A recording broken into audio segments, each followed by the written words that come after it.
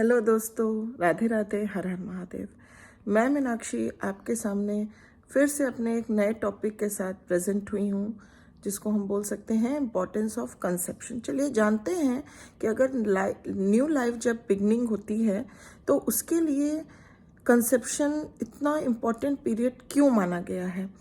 क्योंकि वो उसमें कुछ ऐसे कंडीशंस पाए जाते हैं जो उस इंडिविजुअल या जो न्यू बॉर्न होता है उसके लेटर लाइफ के डेवलपमेंट, एडजस्टमेंट और फिजिकल एंड मेंटल हेल्थ सबके लिए बहुत ज़्यादा इम्पॉर्टेंट होता है। That's why conception period, conception time is great, having the great importance.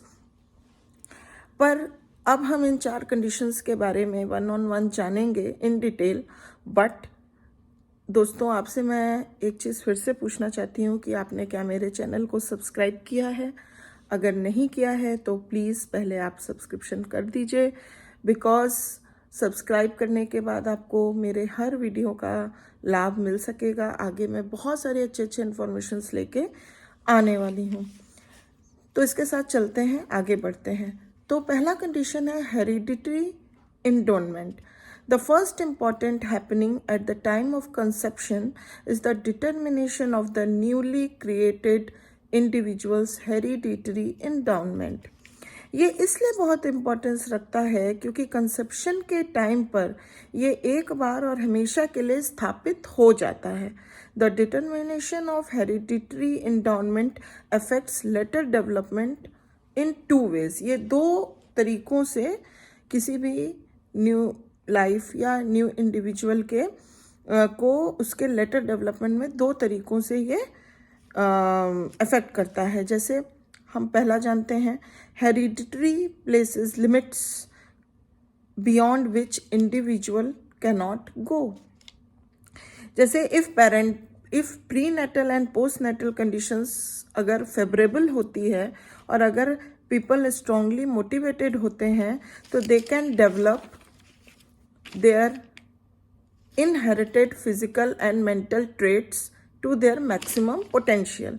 तो जो भी इंडिविजुअल इनसाइड है, जो at the time of conception जो उसका हेरिडिटरी एंडाउनमेंट है, उसमें जो कंडीशंस, फेवरेबल कंडीशंस होती है, prenatal condition and postnatal conditions, उसमें उस बच्चे के अंदर फिजिकल और मेंटल ट्रेट्स जो हैं वो बहुत पॉजिटिव, बहुत फेवरेबल, बहुत अच्छे अपने मैक्सिमम पोटेंशियल को रीच करता है। दूसरा है, the second important thing in the hereditary endowment के बारे में है कि ये पूरी तरह मैटर ऑफ चांस भी हो सकता है। There is no known way to control the number of chromosomes from the maternal और paternal side that will be passed on to the child. तो ये हमारा हो गया पहला कंडीशन जो कंसेप्शन के समय में डिटरमाइन करता है, इन्फ्लुएंस करता है। Now the second condition is, जो दूसरा कंडीशन है, दैट इज सेक्स।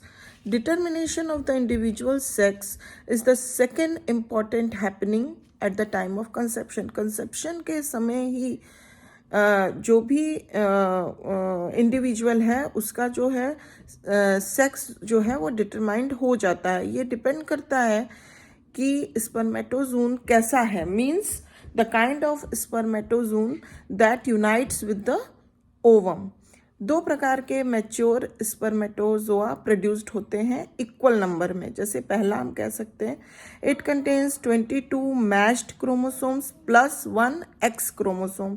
दूसरा contains 22 matched chromosomes plus 1 Y chromosome. The X and Y chromosomes are the sex determining chromosomes. The mature ovum always contains an X chromosome. अगर वो Y bearing spermatozoa के साथ fertilised होता है वो ovum, तो the offspring will be the boy. And अगर वो एक्स बियरिंग स्पर्मेटोजोन के साथ फर्टिलाइज्ड होता है ओवम, तो the offspring will be the girl. एक बार अगर male and female cells unite हो गए तो nothing can be done to change the sex of the newly formed individual. Now, there are three reasons why the sex of an individual is important for the lifelong development of a child or of a newborn or individual.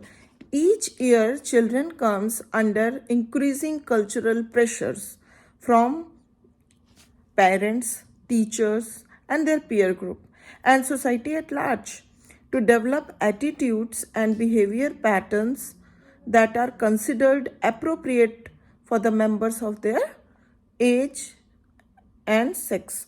Children who learn to behave well according to them, they assure social acceptance. While in contrast, if the children fail to conform them, they subjected to criticism and social ostracism. Second is the learning experiences are determined by the individual.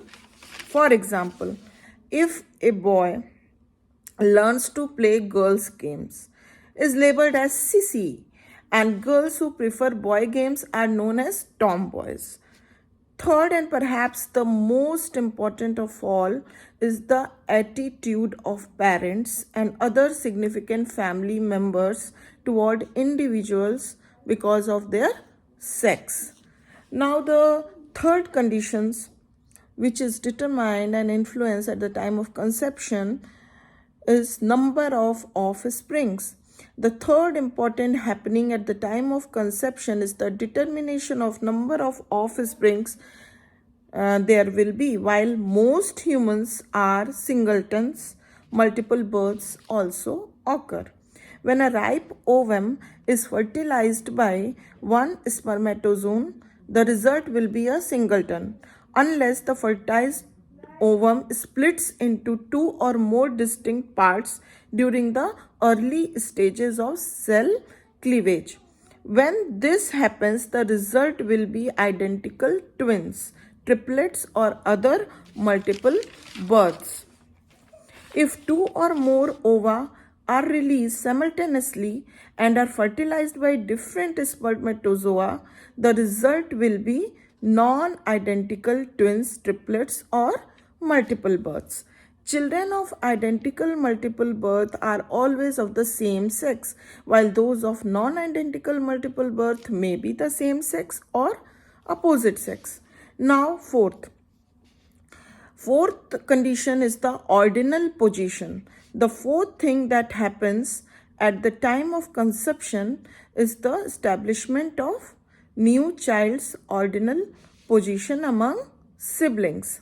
For example, a second born child may be considered as the baby of the family or hold a last born ordinal position for a year or more after his or her birth, but then replaced by a newly born sibling. तब अगर उसके आगे अगर दूसरा साल 2 साल में अगर दूसरा सिबलिंग हो जाता है उसको, तो उसकी क्या होती है, जो पोजीशन होती है बेबी ऑफ द फैमिली की, that is shifted to the middle born position, and sometimes it may be upsetting for a short time.